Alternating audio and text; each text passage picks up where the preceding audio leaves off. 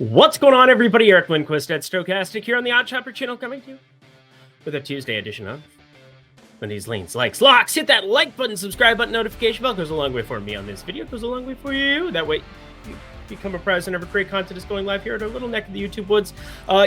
Monday. We've got the ball going in the basket for Mr. Ivy. That's good so far. These are good starts to things.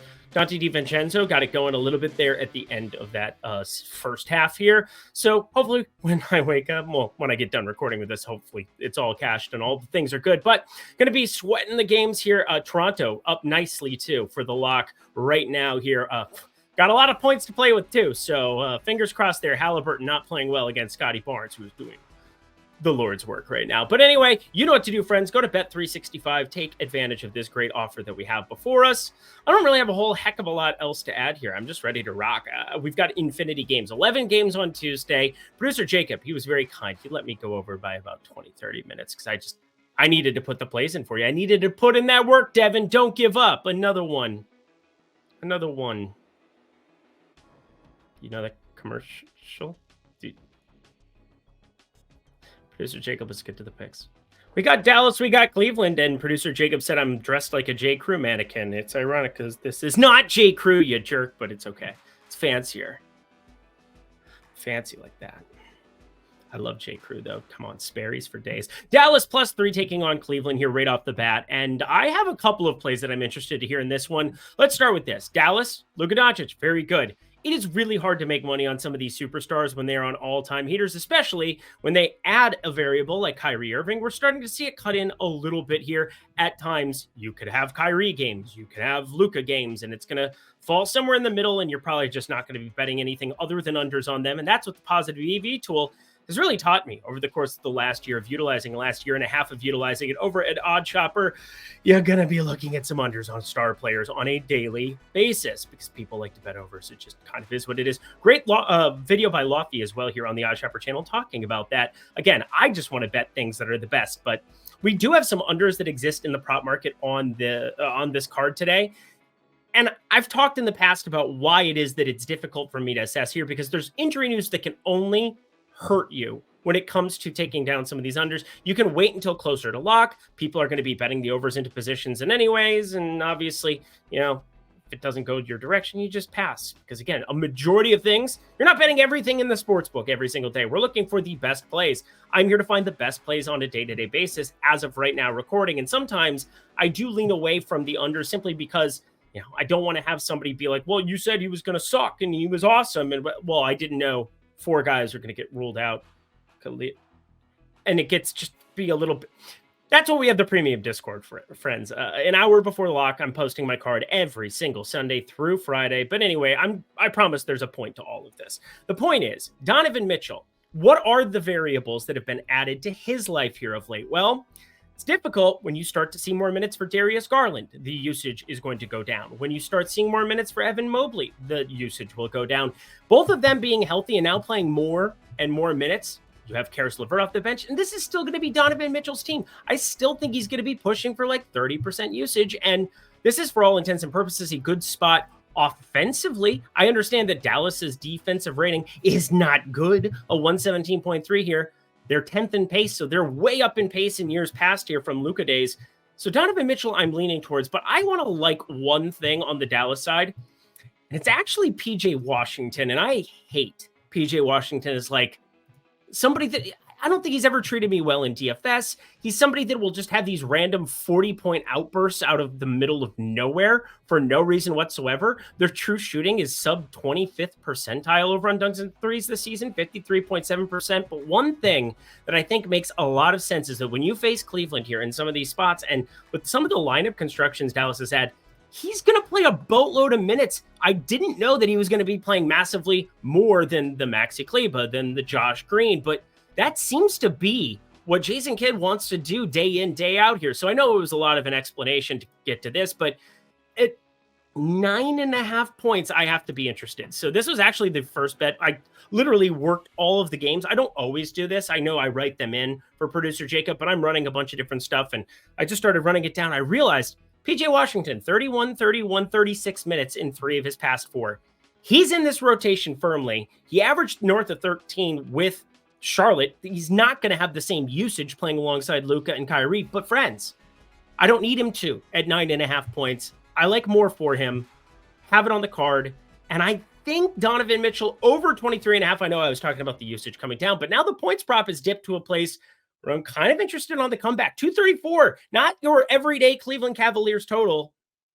Think we want to be looking at a couple of overs here in this one. Undervalued early on. I think I might add Donovan Mitchell here once we get off this program. Not going to add anything here. Brooklyn is playing basketball. There is a lineup note to throw out, though. Yeah, Dennis Schroeder, surprising start. About 20 minutes before that game starts, Dennis Schroeder announced in the starting lineup. Ben Simmons, I tried to get some unders quick. And one thing you can always do in the NBA, it's obviously not going to show up on this video, and I know that a lot of books, they're not going to necessarily like it all the time, but you try to beat the news. You try to get something in quick, or you try to jam an under very, very fast and snipe a line or two. Again, you don't want to get yourself limited. You don't want to get in a habit of doing it all the time, especially with, well, I can't get more than, 250 down on a prop, as it is at certain spots. Again, limited. You'll get limited. Liberty Bibberty. But Brooklyn, Orlando, in this spot specifically, Dennis Schroeder in the starting lineup here.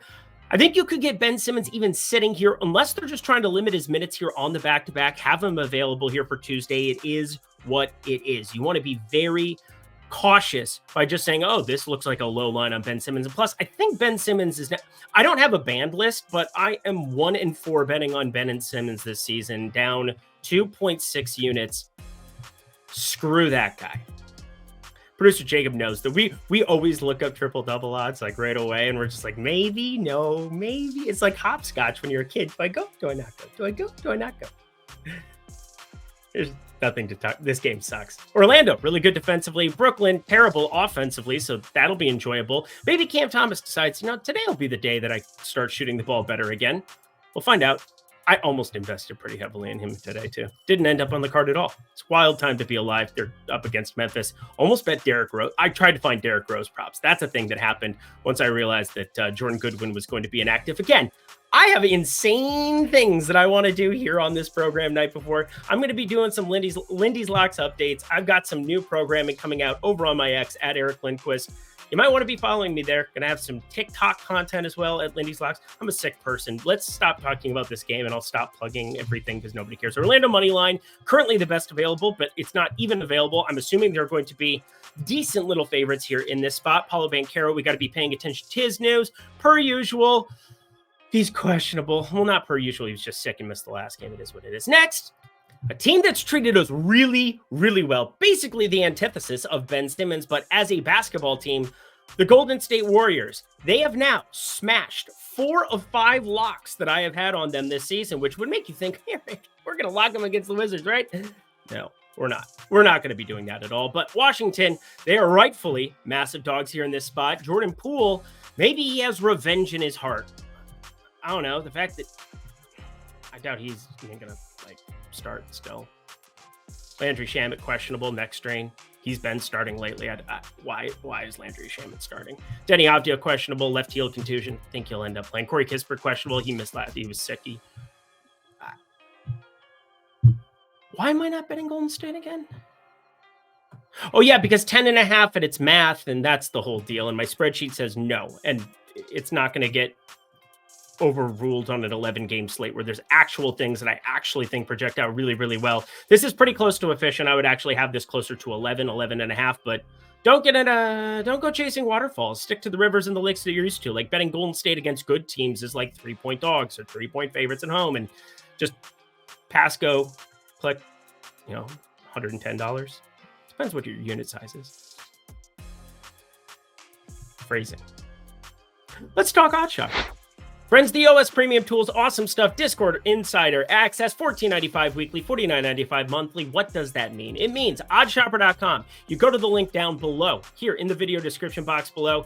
The Positive EV tool, we're talking expected value, comparing all of the books in the marketplace and finding the best lines so that you can take advantage of them in the state that you're in. And then, if you're in a non-legal state, you have the Fantasy Optimizer, being an underdog, prize picks, lots of spots, tons of content here on the channel, tons of content around Stoke Stokastic, Odd Chopper. I'm doing some of that myself over on the Twitter streets, helping you guys out to find the best plays there in Fantasy Optimizer. DraftKings Pick 6 starting to take off. Hopefully you guys have been enjoying that here as well.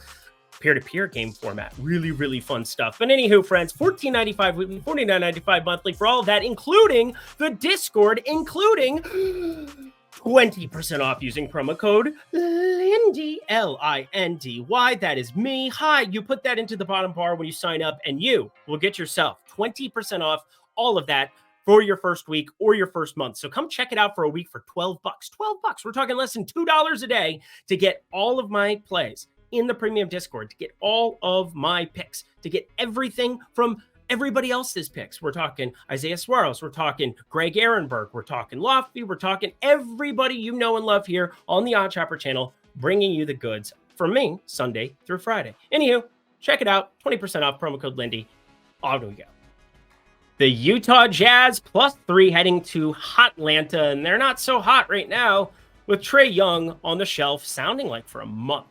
You're going to see a lot of usage, and I do feel horrible for the people in the premium Discord, that sharp human being who is just like, we got to bet the DeJounte Murray triple-double falls one rebound shy, and Jalen Johnson kind of sniped that last one in the last minute. Oh my God, I was just irate. That's the worst I've ever felt for something that I personally didn't bet in a very, very long time. So again, a super sharp play. I wish it had gotten rewarded. Oh, so brutal. But anyway, with all of that being said, let's go to the opposite side of this one, where I think Atlanta going up against Utah here in this spot, a couple of interesting variables. One, Clint Capella. You have Noah Kongwu out there who would be a perfect like plug and play here against the Utah front court, against a John Collins but John Collins going back into Atlanta, the team that gave up on him, probably rightfully so, if we're going to be completely honest here. And Utah heading to Atlanta, taking on the Trae Young list basketball team that is here. I am very, very against where this number opened at. I can't imagine that we are going to have plus money attached. Well, you have plus money attached to the money line. I'm not on the money line. I am on Utah +3 in spades, and here are a couple of the reasons why. Atlanta, I understand Trae Young off the floor is going to definitely improve their defensive rating over any longer sample size, but you go to dunksandthrees.com, and I like to plug and play a lot of the charting that they have defensively. He's actually been better than in years past over the course of the last 2 seasons on the defensive end. Now, he's not good, but 46th percentile, 35th percentile, maybe it's the other pieces around him. Maybe it's not. All I know is that Trae Young, he's 6'2", 180, soaking wet, and having the ability for Trae Young to be off the floor, probably going to improve your defense, but at what cost? At what cost? We're talking about a 96th percentile basketball player in terms of estimated plus minus on the offensive end, a 7.2 estimated win share. Overall, Trae Young has been a winning basketball player, although mentally I have biases saying, oh, Trae Young can't be the leader of a top contending team. Now, DeJounte Murray, he had sacrificed a lot of the usage he experienced in San Antonio, 2022, 27% usage. But that's now down to 24.6. It's got a buoy right back. And DeJounte Murray, he did go out and just obliterate. Last time out, did it result in anything good against Orlando? Oh, it sure did. It looked beautiful. 25, 11, and 9. He fell that rebound short, if you will. But as I work through him as the number one here, he's defensively been a net negative the last 2, 47th and 45th percentile. So you're putting a worse offensive player, a player that's not very good at finishing at the rim here this season, 13th percentile at 54.6%. And he's going to be your number one as opposed to Trae Young. I don't think that's going to be good. Now, you know how much I love Jalen Johnson, and it feels bad that I'm going to be picking against my dude here. But it's Clint Capella that's kind of the X factor of this entire thing, because, Walker Kessler, I think he's not going to be able... He's already kind of like not on the outs of the rotation, but coming off the bench now. Clint Capella, he's still going to be limited in terms of what these minutes are. I think this is a John Collins type eruption spot, which is just so dumb to say out loud because I don't think John Collins is a good basketball player. But you're adding Taylor Hendricks, not going to be a high usage piece onto that starting unit. You take Walker Kessler off the floor, should help his rebound rate. Might be looking at his entire portfolio, although there's nothing right now that's projecting out crazy well for me. Only a couple of props have dropped thus far, but for the time being, I know we've been talking in circles and circles, but it's fun. It's enjoyable. There's a lot of legwork. And then it comes down to this. The market at +3, I understand that it's not going to get crazy change.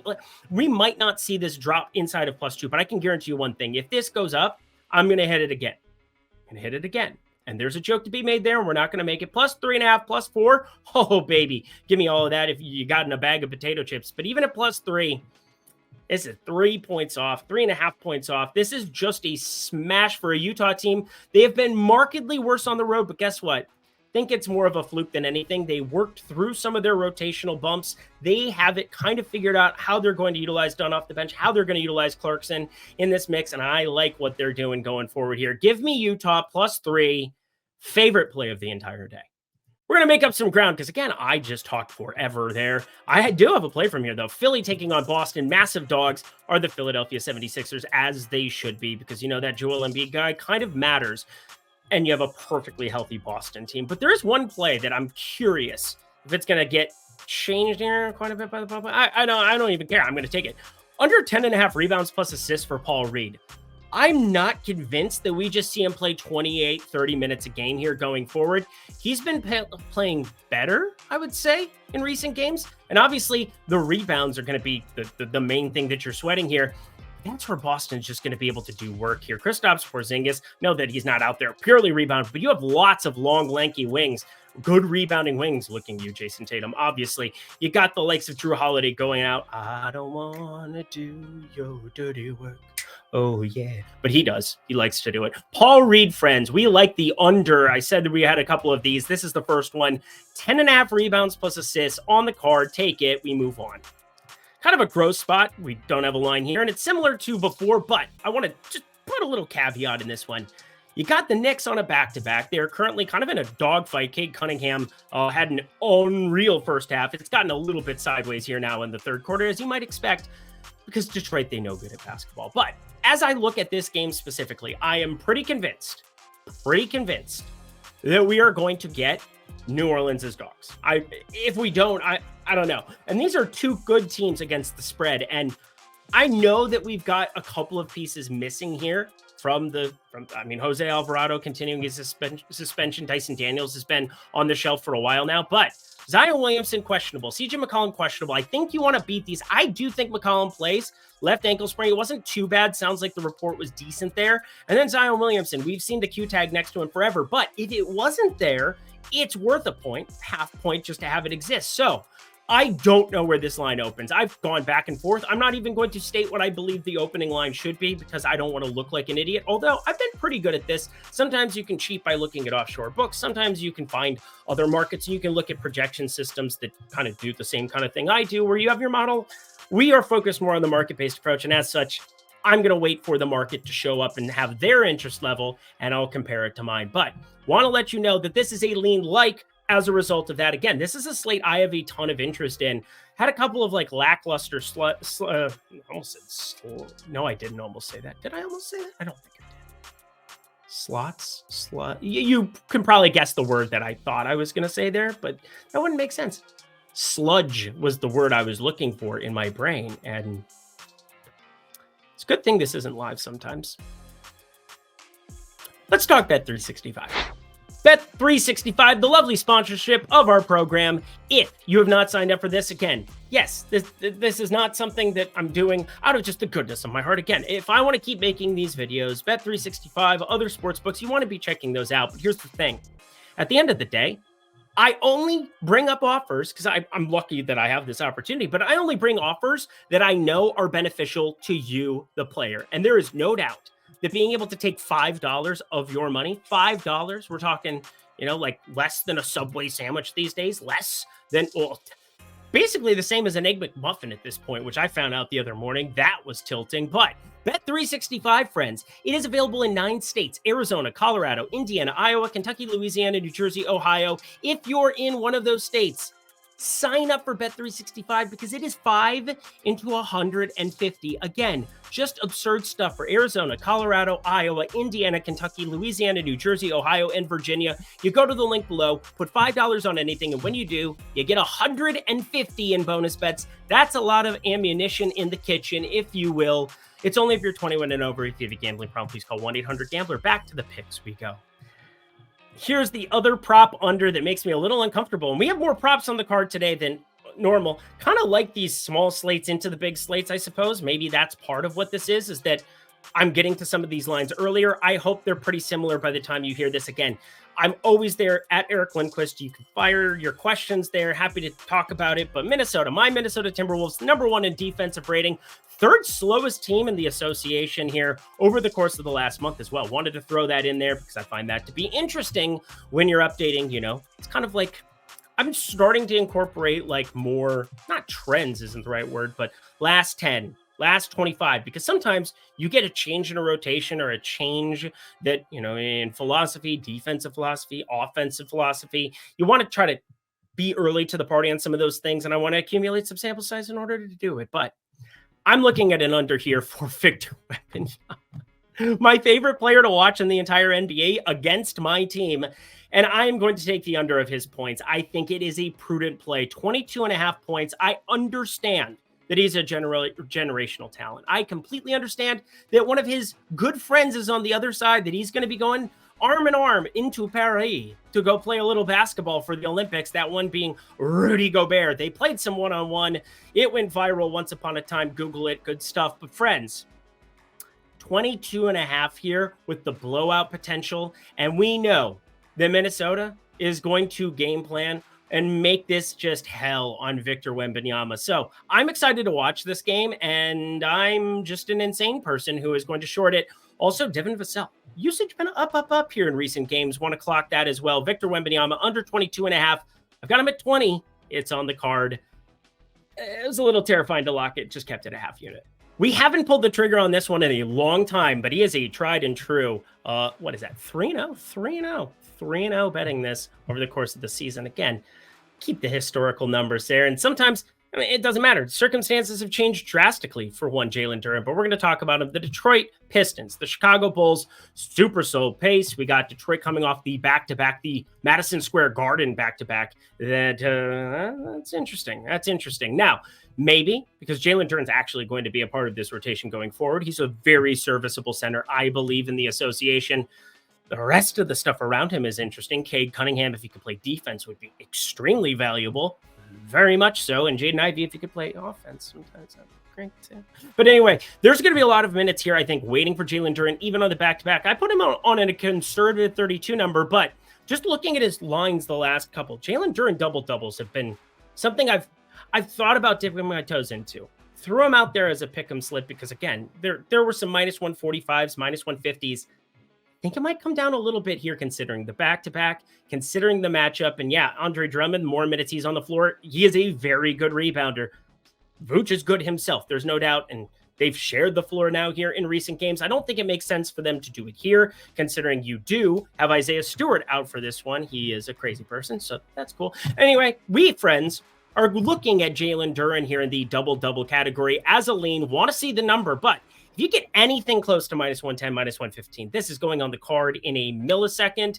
Enjoy it, friends. Again, got him at 12.5 and 12. That seems like a double-double waiting to happen to me in these kind of numbers. Yeah, again, useful. Damian Lillard coming to life here. Let's talk about him. Milwaukee hosting Charlotte, 15-point dogs. Oh, boy. -1,200 on the money line, 750 on the comeback. A little bit of a disparity there. God, I want to own a sports book one day. That would be incredible, wouldn't it? I can't imagine that you would get. They don't care about having equal money on the same sides. I just want to let that be known. And obviously, does Charlotte win 1 out of 12 games? I hope you believe that, because I would too. That's why they're not +1,200. Just saying. Almost everything's a play at a price. That's something Ben Ross has been saying a lot to me, just in private conversations, talking about things. I think he is one of the sharpest betting analysts and has been for years in the space. Somebody who is authentically just showing every single day through his work ethic, through Ben's bet of the day, everything that he is capable of doing. And I respect his opinions a lot. But we were talking about a couple of college basketball prices and golf prices. We've done a lot of golf shows together. I can't tell you enough how much I respect him. And just hearing that confirmation where everything is a play at a price, everything's a play at a certain number. Hopefully that rings true with you, because it's not about being right on this show. It's about finding value in the marketplace. It is about finding you small edges every single day. So over a long sample size, whether that's NBA, whether that's PGA, whether that's High Ally. If I decide to start making content, I would never make I would make terrible content. But if there's a market I don't know, I've gambled on some strange sports. Chariot racing in Japan, that was definitely one that I got into once upon a time. What else? It's obscure. Obviously, there's soccer teams that you've never heard of that are very fun to bet on. It's a good way to get through the day, have a nice little sweat, and know that you have a positive expected value on the bet. Again, why am I talking about it here? Damian Lillard, he is alive. He is alive. And it's beautiful because I do like this Milwaukee team when Dame is firing on all cylinders. The problem is he needs to be for them to be competitive because offensively, that's where he's got to get it done. And now he's been doing it, well, not even necessarily efficiently because they beat Minnesota. He was 8 for 23, but he was out there creating, out there rebounding, out there doing a lot here. But I think the usage goes up here against Charlotte ever so slightly. One, you heard the quotes during the All-Star break. We all did. Giannis Antetokounmpo, this is Dame's team. Okay. I don't really care about that because, does that do anything for me? Does that really help me? No.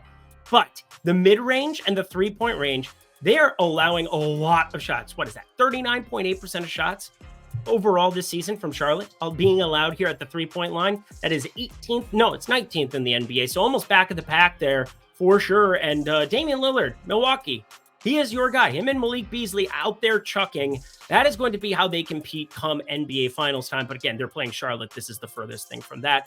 I think they wallop them, but the 15, again, I would want 17, and this is unbettable still in any regard. But it is bettable with Damian Lillard over 2.5 threes made. There is a minus 155, minus 160. I think this is your parlay piece du jour.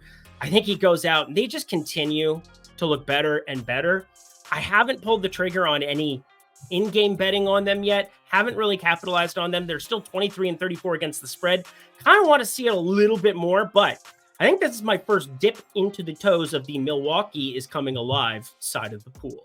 To my favorite prop of the day, we go the Houston Rockets taking on the Oklahoma City Thunder in Oklahoma City. If you've watched them in recent days, you know they are just special. Chet Holmgren, what he did last time out was just something else. I mean, 29, 8, and 7 with 3 blocks and a steal and just doing everything against this exact same Houston matchup. But I want to throw one thing out there because there's one thing that Oklahoma City is not good at. And I don't think it gets talked about enough in basketball circles.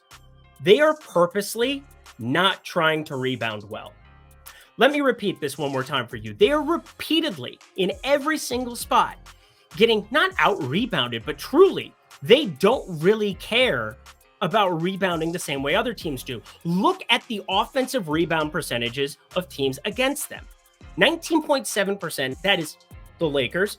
They're the worst rebounding team on the defensive side of the floor in basketball. Washington is second worst. Memphis is fourth worst. Smack dab in between 3 teams that I just described there is Oklahoma City at 20.9%. That is wild that they are second in an effective field goal percentage. They are 4th in adjusted defensive rating, 3rd in adjusted offensive rating, and 2nd overall in adjusted net rating over on dunks and threes. And yet they purposely don't go out of their way to try to rebound. They're so efficient. They're so good defensively. Teams can get second looks against them. Also on the offensive end, not really needing a lot of second chance opportunities if you're putting the ball in the basket with SGA, Chet Holmgren and company, Jalen Williams coming alive repeatedly over and over again. So what is this getting down to? Let's get down to brass tacks. I don't even know what that means, but my grandpa used to say it. Jabari Smith, this dude, he kind of fits the mold of everything that Oklahoma City doesn't really care about. They're mindless stats. And now Houston is rolling him out there for massive minutes. And I don't know if you've seen this, but 41 and 41 the last 2. It is insanity because there is no Tari Eason there. And they do like this configuration where Amin Thompson is coming off the bench, playing a little bit more limited minutes here than he had before. Obviously, Fred VanVleet being back, he doesn't have to play point and do all of those things. But Jabari Smith, I think this line is just asinine here at the moment. If you move the starting point for Jabari Smith here to 36 minutes. And I don't want to go crazy and go above that, but he averages 13.5 points per game, 8.5 rebounds per game, and 1.5 assists per game. You add all of that together, that's 11, carry the 1, that is 24 and a half that I just described. but it's Oklahoma City that plays up in pace and it plays against his skill set. And you just saw this same matchup, and I'm not a huge, he just did this last game. But the dude has gone for 20 and 17 and 4 last time out. And then against Phoenix before that in a slow pace matchup, 41 minutes, by the way, 22, 16 and 3. Lock. 24.5 opening number. Lock. This is not me changing the baseline all that much. Again, on the season, is he playing 41 minutes a night? No. Is he going to more than likely play 41 here? No. But I just listed off all those averages, and that is based on 31.5 minutes per game. So Jabari Smith, I think this is just a misprice. It's going to move. Bet it now. Bet it often. Over 24.5 PRA. Give me the entire portfolio.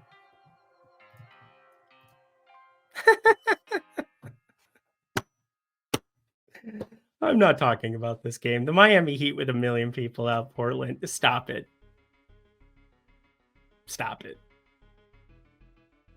No. No. I'm done. But Miami, who's going to play for Miami? Yeah, we're done. And that does it for another edition of Lindy's Leans, Likes, and Locks. You know what to do. Go to that comment section below. Let me know your favorite plays from this 11-gamer we have before us. Going to be an awesome time.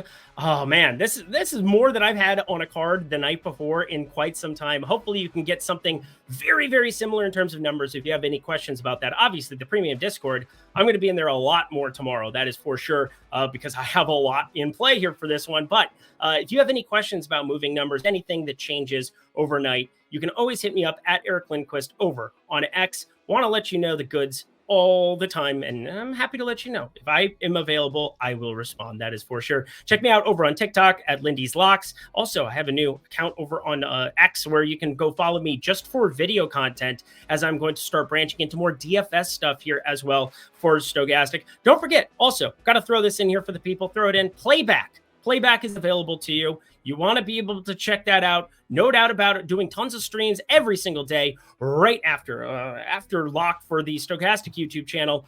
We're going to be talking betting. We're going to be talking a bunch of stuff over there. Come over, hang out and play back with us. Going to be a good time. All the faces you know and love here on the Odd Shopper channel coming to you in one place as the games are going on, talking a little bit more live betting. Going to be awesome. But thank you, producer Jacob. I know this was a long one. This was a long one. I talked a lot. Till next time, friends, I'm Eric Lindquist. Best of luck in the NBA streets on Tuesday.